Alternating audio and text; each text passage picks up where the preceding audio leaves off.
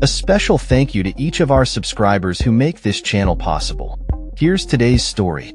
In a groundbreaking move, the UK is poised to witness the first non-pilot leading the Royal Air Force, RAF, as Air Chief Marshal Sir Richard Knighton is expected to take the reins as Chief of the Defence Staff this autumn. Sir Knighton, a career engineer and seasoned defence bureaucrat, has been chosen over Army Chief General Sir Rolly Walker, a former SAS commander, marking a significant shift in military leadership dynamics. With a background primarily in engineering, Knighton's only combat experience was a brief tenure as senior engineer officer during the Kosovo campaign. However, his strategic foresight in launching the RAF's Tempest project, aimed at developing a sixth-generation fighter jet, has positioned him as a pivotal figure in the government's flagship defense initiatives.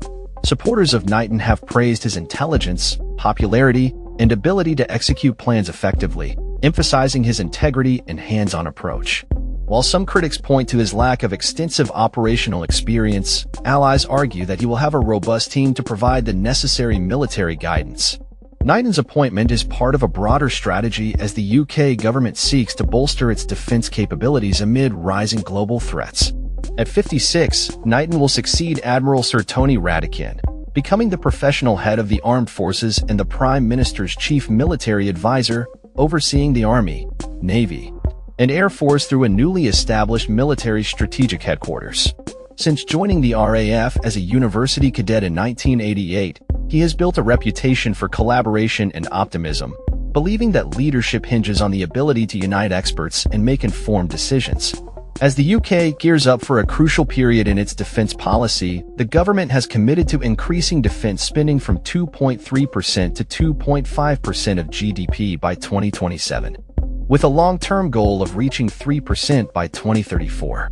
This pledge comes in the wake of mounting pressures from NATO allies and the need to address evolving threats, particularly from nuclear powers like Russia and China.